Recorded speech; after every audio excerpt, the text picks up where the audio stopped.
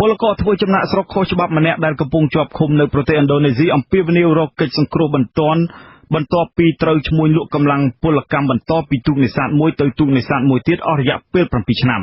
តាក់ទងបញ្ហានេះមន្ត្រីជាន់ខ្ពស់របស់ក្រសួងការបរទេសកម្ពុជាជំរុញឲ្យក្រុមគ្រួសាររបស់ពលកររូបនោះដាក់ពាក្យបណ្ដឹងទៅក្រសួងពាក់ព័ន្ធដើម្បីឆាប់បានធ្វើអន្តរាគមន៍តាមផ្លូវច្បាប់លោកមុំសុផុនមានសេចក្តីរាយការណ៍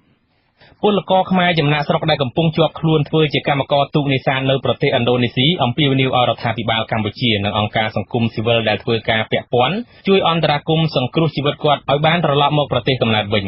លោកថឹមសៀងលីអាយុ28ឆ្នាំមានស្រុកកំណើតនៅស្រុកស៊ីធរកណ្ដាលខេត្តព្រៃវែងបានធ្វើចំណាក់ស្រុកដោយខុសច្បាប់ទៅធ្វើជាកម្មករទូកនេសាទប្រហែលជា7ឆ្នាំហើយលោកបានទូរស័ព្ទពីកោះវិជាណានៃប្រទេសឥណ្ឌូនេស៊ីមកថាលោកកំពុងតែធ្វើកម្មករនៅលើទូកពាក់ផ្លាកលេខ833ដោយមានដាក់ទង់ជាតិប្រទេសឥណ្ឌូនេស៊ីខ្ញុំនៅនេះគេអត់ឲ្យទៅផ្ទះវាមិនបានទៅគ្រប់ទេណាអត់បានទៅគ្រប់វានៅរកឆ្នាំមកខ្ញុំចង់ទៅគ្រប់ហើយខ្ញុំទៅអត់បានខ្ញុំចង់ឲ្យគេខ្ញុំឲ្យបានទៅគ្រប់ហើយគឺឲ្យយកអ៊ំមកយូរហើយខ្ញុំចង់ទៅគ្រប់ឲ្យបានយកទឹកម៉ែបងប្អូននៅគ្រប់ពីចិត្តកុំឲ្យចេញអស់អត់ឲ្យចេញយកត្រីអត់ចេញទៅផ្ទះហើយអត់ឲ្យចេញទៅថៃហើយលោកថឹមសៀងលីបានបន្តថារូបលោកនិងបរិសុទ្ធជនជាតិខ្មែរម្នាក់ទៀតដែលមានស្រុកកំណើតនៅខេត្តពោធិ៍សាត់នោះទំនងជាអាចថៅកែទូកលោកបន្តឲ្យធ្វើជាកម្មករនេសាទលើទូកផ្សេងទៀតលោកបានអំពាវនាវឲ្យរដ្ឋាភិបាលនិងអង្គការនានាជួយសង្គ្រោះជីវិតពួកលោកផងឪពុកលោកថឹមសៀងលីគឺលោកហាយខ្លូវរស់នៅក្នុងភូមិព្រៃខៀងឃុំរិស័យសាញ់ស្រុកស៊ីធរកណ្ដាលខេត្តព្រៃវែងបានថ្លែងថា